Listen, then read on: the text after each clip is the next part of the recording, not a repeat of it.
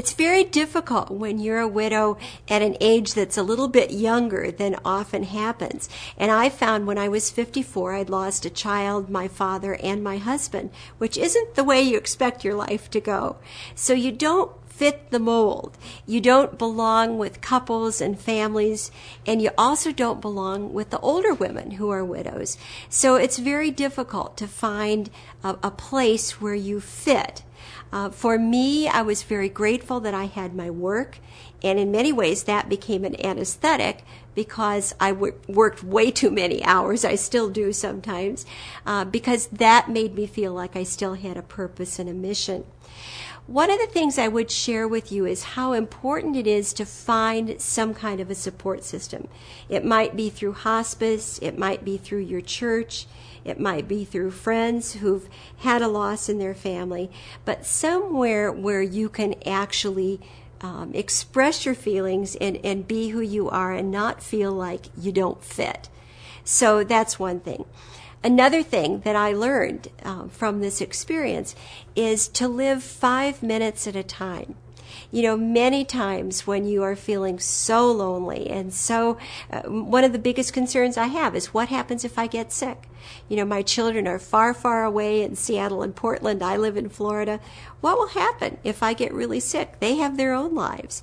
So all of a sudden, you know, you don't have an advocate, you don't have a partner, you don't have a buddy. I find it's difficult to share it's difficult to share the good things. We can always share the tough times we're having with friends, but when we share successes and joys and good things, sometimes it's a downer for them because maybe their lives aren't going quite so well. So I find it even harder to share those blessings and good things, which I was so able to share with my husband. So there's so many pieces to the relationship that are missing. But you have to find them somewhere else and get good at searching out people that you can share these things with, that you can have a support system. One of the books that really meant a lot to me is called When Life Takes What Matters. In that book, there was a wonderful prayer, and this metaphor has been something that I have held on to dearly. It says, it's okay to be angry with God. He can take it. We beat on his chest from within the circle of his arms. And that metaphor meant so much to me that I could beat on his chest and say, why God? Why my child? Why my husband? Why me? But it was always within the circle of his arms. And I love when you see mother monkeys. You know, when they're mad at their babies, they hold their babies very close and then, but the whole time they're scolding that baby, they're holding them close. They have their arms around them.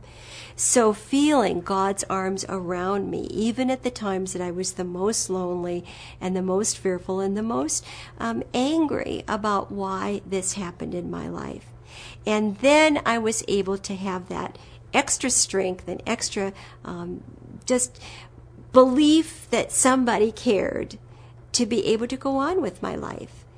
And after a while, you reach a point where the gift that comes from that kind of loss gives you the gift of compassion and empathy, and it allows you to reach out to other people who are hurting in a way you never could before.